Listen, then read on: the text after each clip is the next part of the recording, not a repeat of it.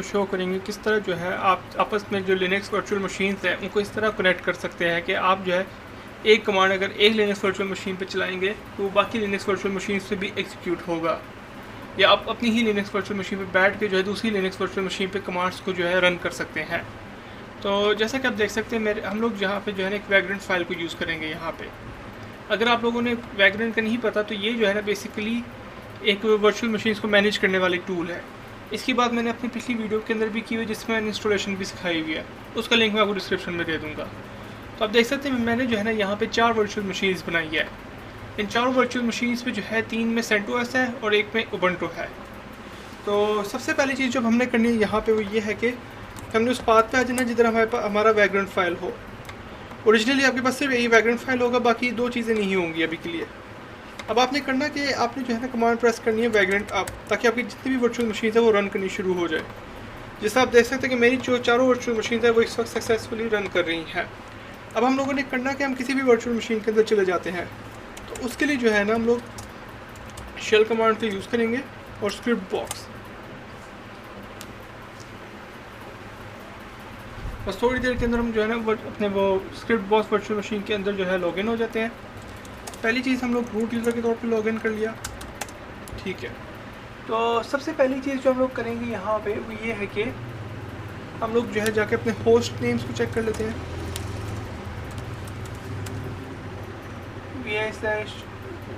host को okay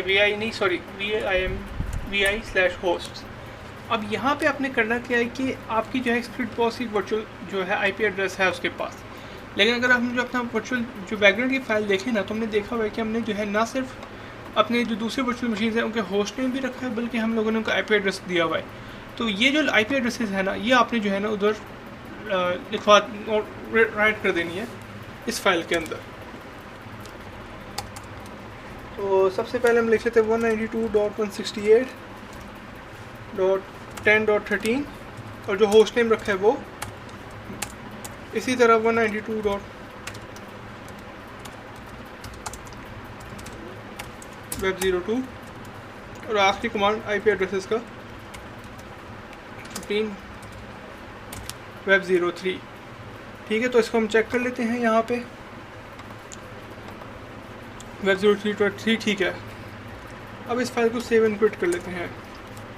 save and quit करने के बाद जो है हम लोगों ने अब करना क्या, हम चेक कर लेते हैं कि क्या हमारी फाइल कनेक्ट हुई है या नहीं। तो उसके लिए जो है ना हम लोगों ने बस एक पिंग कमांड को जो है वो यूज़ करना है, ping/c4web01। तो आप देख सकते हैं कि मेरा web01 से भी कनेक्शन सक्सेसफुली हो गया, web02 के साथ भी कनेक्शन सक्सेसफुल है और web03 के साथ भी, तो क्योंकि उसका IP एड्रेस जो है वो पता चल चुका है। अब जो नेक्स्ट चीज़ हम लोग करेंगे वो बड़ी सिंपल होगी। हम लोग जो है ना web01 के अंदर फॉर एग्जांपल लॉगिन कर लेते हैं। तो याद रखिएगा चूँकि हम लोग वैग्रेंट को यूज़ कर रहे हैं तो वैग्रेंट ही जो है कैसे बेसिक यूज़र नेम है @web01 जो कि होस्ट नेम होगा। हमें कैसे पता कि web01 होस्ट नेम है, क्योंकि जब हमने वो फाइल्स बनाई थी तो हमने स्पेसिफाई कर लिया था कि जब तुमने वर्चुअल मशीन बनानी है तो इस होस्ट नेम के साथ बनानी है। तो मैंने अब इसको रन किया। अब उससे कि मैं कनेक्ट करना चाहता हूँ, मैं कहा यस कनेक्ट करना चाहता हूँ। अब वो मेरे से पासवर्ड पूछा है वैग्रेंट का, तो वैग्रेंट का पासवर्ड सिर्फ वैग्रेंट ही होता है। मैंने वैग्रेंट का पासवर्ड टाइप किया। अब मैं web01 के अंदर आ चुका हूँ। और अगर आप एक चीज़ नोटिस करें, मैं जब एग्जिट करूँगा तो मैं स्क्रिप्ट बॉक्स के अंदर आ गया, यानी अपनी एक और जो जिस वर्चुअल मशीन से लॉगिन किया था उधर ही मैं वापस आ गया। तो ये था एक बेसिक स्टेप फॉरवर्ड कि हम लोग किस तरह कनेक्ट हो जाते हैं। अब नेक्स्ट चीज़ अब देखते हैं यहाँ पे। उसके लिए सबसे पहले हम लोग रूट यूज़र के तौर पे चले जाते हैं।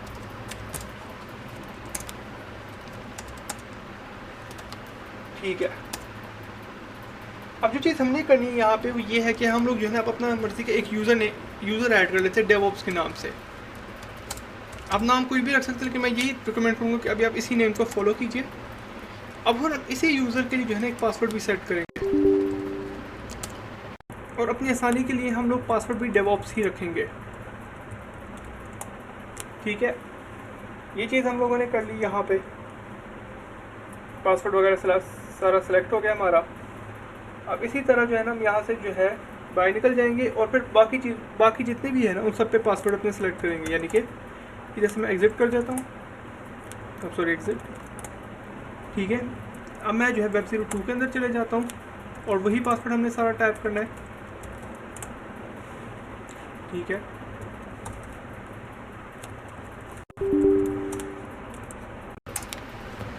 और CD/, ठीक है। अब यहाँ पे आ गए हैं। अब हम लोगों ने जो चीज़ करनी है यहाँ पे वो यही है कि एक और यूज़र ऐड कर DevOps के नाम से ही, ठीक है।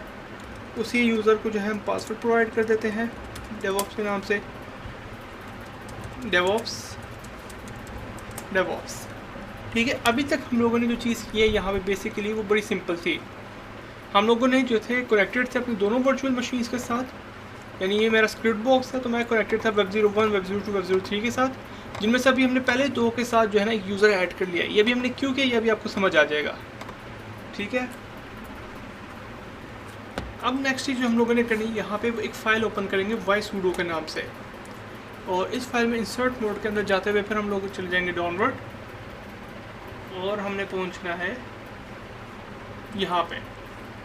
अब आपको याद होगा जो यूज़र नेम हम लोगों ने इंसर्ट किया था DevOps के नाम से, उसको जो हम यहाँ पे ऐड कर लेते हैं DevOps, और तकरीबन जितना कोड है उसको ही फॉलो करना है यहाँ पे ऑल।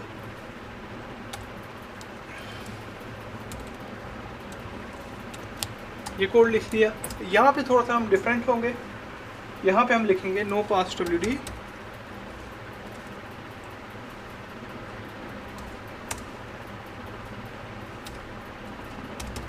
ठीक है। यहाँ तक हमने कोड लिख लिया, इसको हम सेव एंड क्विट कर लेते हैं, ये भी काफ़ी हो गया।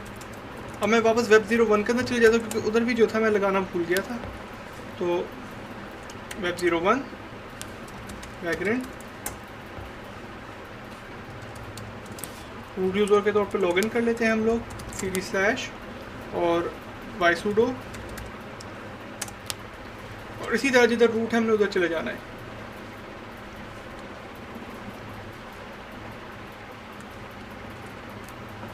अब इंसर्ट मोड के अंदर चले जाते हैं वापस, तो हम लिखेंगे DevOps,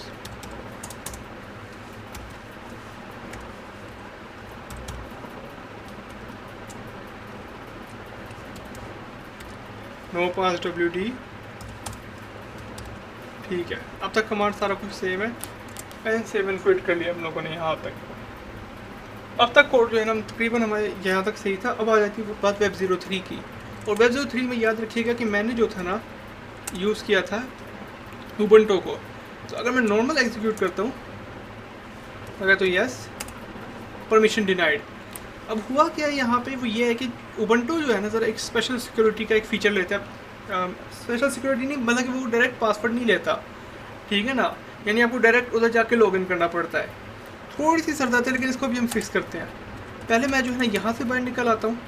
अब इस बार मैं जाऊँगा डायरेक्ट Web03 के अंदर, ठीक है। अब डायरेक्ट Web03 के अंदर जो है ना जाके कुछ चेंजेस करने हैं, वो आपको समझ आ जाएगी मैं क्या चेंजेस करना चाहता हूँ।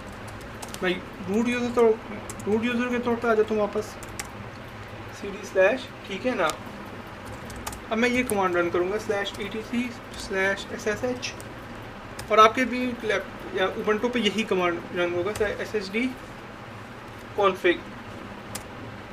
अब यहाँ पे आपने करना ये है कि एक इंसर्ट मोड के अंदर चले गए और आपको एक यस नो का की मिलेगा जो कि है थोड़ा सा और नीचे, मोड पासवर्ड ऑथेंटिकेशन के नाम से, शायद वो फिर ऊपर गया थोड़ा सा, एक मिनट बस, हाँ ये रहा। अब आपने करना कुछ भी नहीं है, आपने बस इसको जो है ना नो से कर देना है यस, दैट्स इट, डन। अब हम कर लेते हैं सेव एंड क्विट, ठीक है।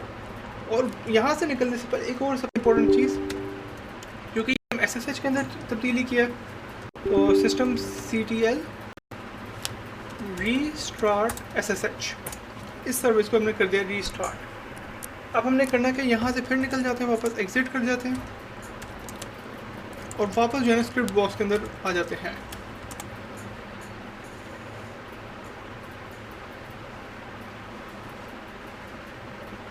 थोड़ा सा टाइम, ओके, यहाँ पे आ गए। मैं रूट यूज़र के तौर पे आ गया, cd/। अब मैं वही चीज़ वापस करूँगा कि वो जो था हम SSH vagrant@web03। अब देखा वो हमसे पासवर्ड पूछ रहा है, मैंने vagrant टाइप किया और हम web03 के तौर पे आ गए। और फिर हमने वही चीज़ें करनी जिस तरह हमने पहले कहा था, एक यूज़र ऐड करना और फिर sudo, तो sudo यूज़र ऐड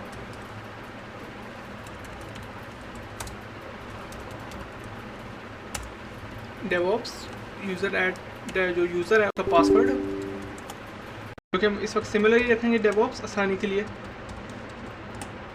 ठीक है, पासवर्ड भी ऐड हो गया। फिर उसके बाद हम जाएंगे sudo में, और sudo में इंसर्ट मोड के अंदर, और यहाँ पे हम रूट जिधर है उधर हम DevOps ऐड कर लेते हैं अपना।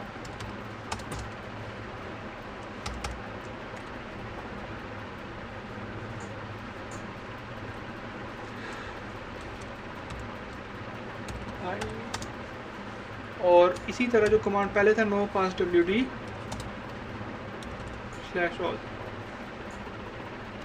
अब हम लोग यहाँ से सेव एंड क्विट कर लेते हैं। हम लोगों ने जब sudo को जो है सेव एंड क्विट कर लिया, तो हम नेक्स्ट चीज़ जो करेंगे यहाँ से वो ये है कि एग्जिट कर लेते हैं। मैं स्क्रिप्ट बॉक्स के अंदर वापस आ गया।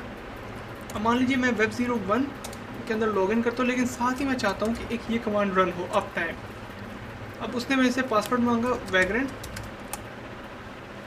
तो आप देख सकते हैं कि ये कमांड एग्जीक्यूट हो और साथ ही जो था हमारे पास एक डिटेल भी आ गई web01 से ही रिलेटेड। अब मैं एक और चीज़ दिखाता हूँ। ये तो हमने vagrant तो वैसे डिफ़ॉल्ट जो DevOps था, अगर हम उसको यूज़ करेंगे जिसके लिए हमने इसको बनाया है, तो बस सिर्फ हमने DevOps का पासवर्ड यूज़ करना है। और आप देख सकते हैं कि मैं इस वक्त अभी भी स्क्रिप्ट बॉक्स के अंदर ही हूँ, लेकिन web01 पे जो कमांड मैंने रन करना था अप टाइम वो रन हो गया। अगर मैं इसको करूँ web03 के लिए, और मिसाल के तौर पे यहाँ पे कोई कमांड /m यूज़ कर लेते हैं, /m यूज़ करके देख लेते हैं। इसको मैंने रन किया, अपना DevOps का पासवर्ड डाला, और आप देख सकते हैं कि मेरे पास जो है web03 से रिलेटेड जो है वो आ गया वैल्यूज़। तो इस तरह जो है ना हम लोग एक तरह से रिमोट कनेक्शन क्रिएट करते हैं और अपनी ही वर्चुअल मशीन पे बैठकर जो है जो कमांड्स हमने जिस वर्चुअल मशीन के लिए रन करनी हो उनको रन करते हैं। तो जैसा कि आप देख सकते हैं कि हम लोगों ने, अगर आप पिछली वीडियो देखी होगी या नहीं भी देखी होगी कोई मसला नहीं, हम लोगों ने एक रिमोट कनेक्शन परफॉर्म किया था जिसके थ्रू हमने दिखाया था किस तरह जो है आप अपनी वर्चुअल मशीन पे बैठकर ही दूसरी वर्चुअल मशीन को एक्सेस कर सकते हो। उसके कमांड जो अपने इधर जैसे /m लिखा हुआ है उसको एग्जीक्यूट कर सकते हो। लेकिन इस अप्रोच के अंदर एक मसला है, हमें बार बार जो है ना एक तरह से वर्चुअल मशीन की तरफ पासवर्ड पुट करना पड़ता है एंड सो ऑन, और ये सेफ़ भी नहीं है मेथड का। बार बार एक पासवर्ड जो है आपको याद रखना पड़ रहा है, और अगर खुदा ना हो पासवर्ड आपसे गुम हो जाता है तो फिर आपके लिए मुश्किल है, क्योंकि आप उस वर्चुअल मशीन को एक्सेस नहीं कर सकते। इसकी जगह हम एक सेफ अप्रोच यूज़ करेंगे जिसको कहेंगे हम SSH की। वो यूज़ कैसे करें वो बड़ा इंटरेस्टिंग है। तो SSH के लिए जो की है उसके लिए हम यूज़ करने का पहला तरीका ये होगा कि हम लोगों ने एक की जनरेट करनी है अपने स्क्रिप्ट बॉक्स पे बैठ के, SSH की जेन, ठीक है ना। अब ये जो है ना बेसिकली कर क्या रहा है, दो कीज़ बनाएगा, एक प्राइवेट एक पब्लिक की। अभी वो दोनों कीज़ मैं आपको समझाता हूँ वो होंगे क्या। अभी इसने प्राइवेट की का एक पाथ दिया है और हमने बस सिंपल एंटर प्रेस कर देना है, फिर एंटर एंड सो ऑन। अब ये हमारे पास एक पूरी की जो है वो जनरेट हो गई है, ठीक है। अब हमने करना क्या, बहुत सिंपल काम करना है। हमने जो है ना इस की को जो है ना कॉपी कर देना है, सिर्फ पब्लिक। इसने अभी दो कीज़ जनरेट की, एक प्राइवेट एक पब्लिक, जैसा कि अभी देख सकते हैं। एक इसने बनाई है पब्लिक की और एक बनाई है इसने प्राइवेट की। अभी आपको समझ आ जाएगा कि ये दोनों क्यों यूज़ होते हैं यहाँ पे। तो सबसे पहले जो है ना हम लोग कॉपी कर लेते हैं DevOps web01, ठीक है। और यहाँ पे जो था हमने की एक तरह से इंफॉर्मेशन एंटर कर दी, और ये आपसे बस पासवर्ड मांग रहा है। हमने बस DevOps का पासवर्ड एंटर कर देना है। ये जो अब देख रहे हैं ना पासवर्ड वगैरह, हमने पिछले जो था अपनी जो रिमोट कनेक्शन था उसके अंदर हमने बनाया हुआ था कि जिसमें हमने DevOps का यूज़र बनाया था एंड सो ऑन। अगर आपने नहीं बनाया हुआ DevOps का यूज़र, और लेकिन अगर आप Vagrant को यूज़ करें ना सिंपली, तो आपने बस इधर जो है ना DevOps की जगह लिखना है Vagrant, और पासवर्ड में भी बस आपने Vagrant पुट करना है। तो हम लोगों ने जो है एक की उधर कॉपी कर दी। इसी तरह web03 के अंदर की कॉपी कर लेते हैं, डेवऑप्स, वहाँ पे भी हो गया हमारा। फिर वेब 03 के अंदर, और उसके अंदर भी हम लिख लेते हैं डेवऑप्स एंड पे permission denied, no such file और होम डायरेक्टरी। इसको देख लेते हैं यहाँ पे पहले, फिर से एक बार बस ट्राई करते हैं आखिरी बार।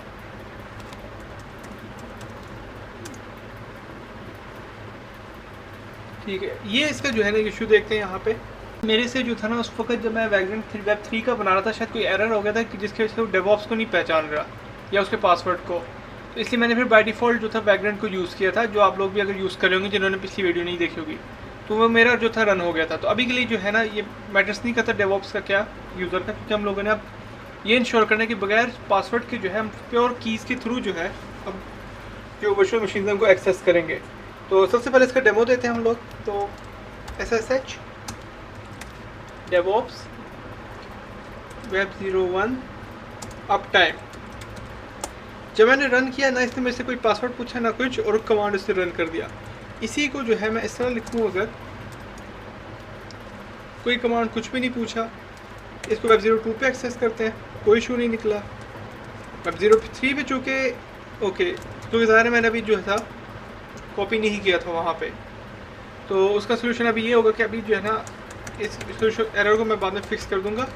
तो अभी आप बैकग्राउंड को यूज़ करें तब भी आपको जो है बगैर पासवर्ड के उसने एग्जीक्यूट कर देना है, क्योंकि उसके पास जो है SSH कीज़ आ गई हैं, यानी जो तीनों की वर्चुअल मशीन है Web 01, 2 और 3। अभी काम कैसे कर रही है, बड़ा सिंपल और इंटरेस्टिंग है। उसके लिए जो है ना पहले हम स्क्रिप्ट बॉक्स में आ जाते हैं और मैं आपको कुछ चीज़ें दिखाता हूँ। ls/h जो यहाँ पे देखना है, यहाँ पे आपकी हैं पब्लिक कीज़। मैं SSH के अंदर आ गया।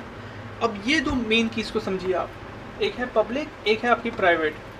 जो प्राइवेट की है उसको आप कभी शेयर नहीं करते, वो आपकी वर्चुअल मशीन पे रहती है, लेकिन जो पब्लिक की है उसको हमने जो है सारी वर्चुअल मशीन के साथ शेयर किया है। तो एक तरह से अब जब कभी भी जो है ना आप कोई मैसेज भेजते हैं एक तरह से तो उस मैसेज के साथ ये पब्लिक की अवेलेबल होता है, और जो दूसरी वर्चुअल मशीन है जब वो ये देखते हैं कि उनके पास जो पब्लिक की आपने रखवाया था, जब हम लोग वो ऐड कर रहे थे, वो देखते हैं कि ये दोनों पब्लिक कीज़ मैच करती है, तो वो कहते हैं हाँ ये सही है वर्चुअल मशीन, इसका कमांड हम मान लेते हैं। इस तरह फिर आपको पासवर्ड को यूज़ करने की ज़रूरत नहीं पड़ती। अब जो है ना तो एक इंटरेस्टिंग चीज़ करते हैं हम लोग, जो है ना ये देखते हैं कि ये प्राइवेट की के अंदर है क्या असल में, उसको जो है पहले देख लेते हैं हम लोग। तो उससे तो कैट,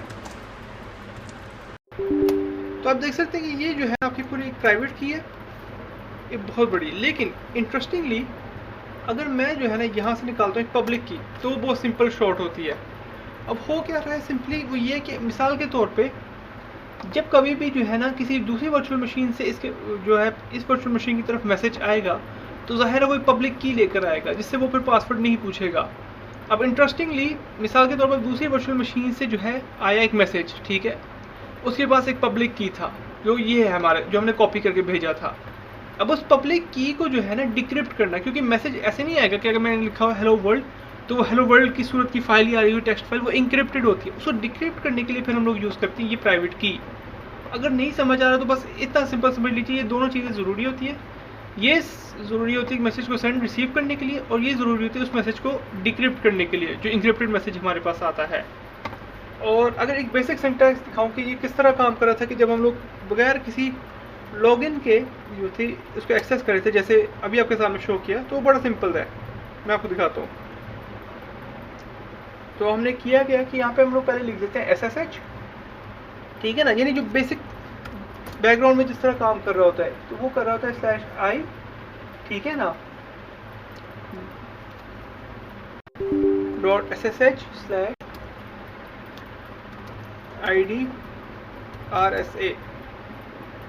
RSA, और अगर मैं इसको चलाऊंगा तो अब देखते हैं तब भी जो है हमारा कमांड जो है रन कर गया।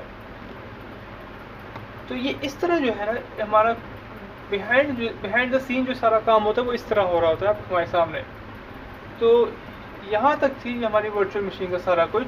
मैं उम्मीद करता हूँ आप लोगों को वीडियो समझ आई होगी अच्छे से।